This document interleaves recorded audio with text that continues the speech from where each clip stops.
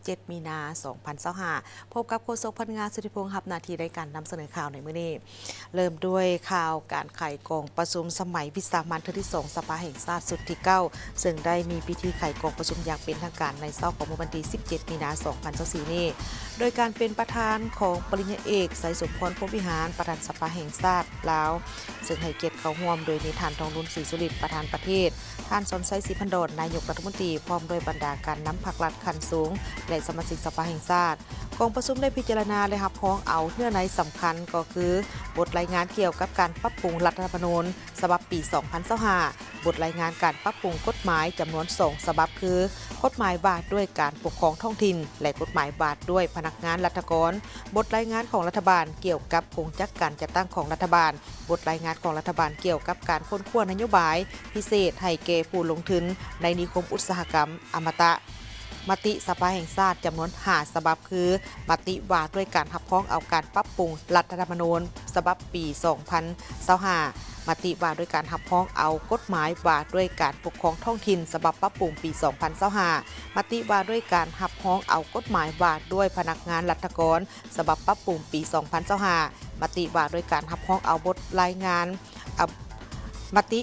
ว่าด้วยการรับพ้องเอาเวียกงานของรัฐบาลมติว่าด้วยการรับพ้องเอาบทรายงานเกี่ยวกับการค้นคว้านโยบายพิเศษให้แก่ผู้ลงทุนในนิคมอุตสาหกรรมอมตะกองประชุมจะดำเนินไปเป็นเวลา 4 วันนับแต่วันที่ 17 ถึงวันที่20 มีนา2025 นี้และท่านผู้ชมทางบ้านที่ติดตามชมวาระของการดำเนินกองประชุมสมัยวิสามัญเทื่อที่2สภาแห่งชาติสุดที่9นี้ท่านสามารถประกอบความคิดความเห็นเข้าไปหากองประชุมสภาได้ที่สายด่วนสภาแห่งชาติหมายเลขโทรศัพท์156มาต่อด้วยข่าวกองประชุมเวียกงานคณะกรรมการหัวมือล้าวจีนประจำปี 2024 และกำหนดทิศทางเวียกงานจุดสูงในปี 2025 เพื่อสรุปตีราคาผลของการจะตั้งปฏิบัติเวียกงานการหัวมือทางด้านเศรษฐกิจการค้าและเทคนิคระหว่างสาธารณรัฐประชาธิปไตยประชาชนลาวและสาธารณรัฐประชาชนจีนโดยการเป็นประธานกองประชุมของ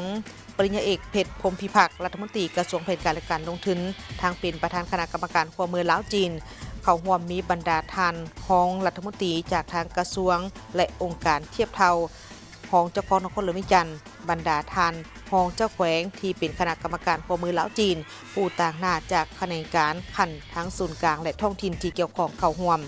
กองประชุมได้พร้อมกันสรุปตีราคาคืนผลของการจะตั้งปฏิบัติเวียกงานการหัวมือทางด้านเศรษฐกิจการค้าและเทคนิคระหว่างสาธารณรัฐประชาธิปไตยประชาชนลาวและสาธารณรัฐประชาชนจีนเพื่อให้เห็นถึงจุดดีผลงานที่พ้นเด่นที่สามารถญาติมาได้ทั้งให้เห็นถึงจุดอ่อนของโครงข้างและสาเหตุต่างๆในระยะปีที่ผ่านมา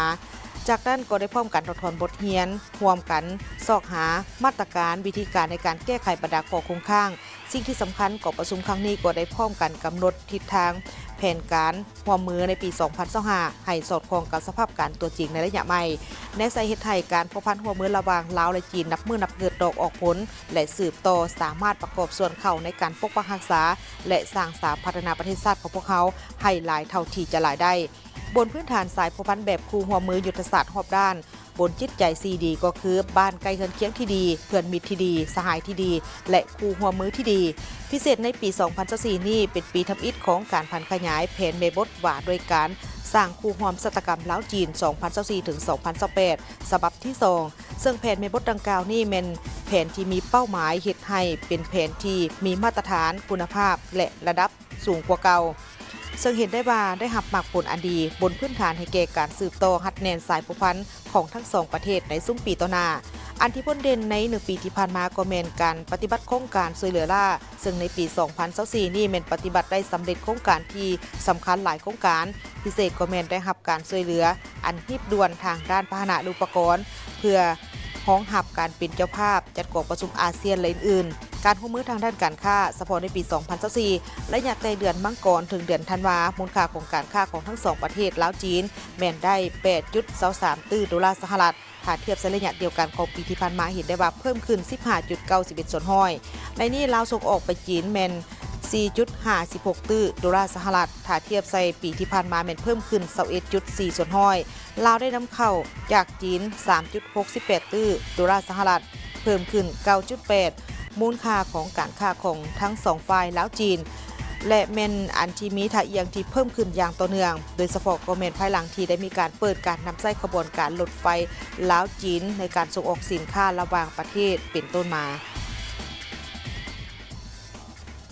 จบการรายงานข่าวต้นชั่วโมงภาคนี้แต่เพียงเท่านี้แล้วพบกันได้ใหม่ในการรายงานข่าวภาคต่อไปสำหรับภาคนี้สบายดี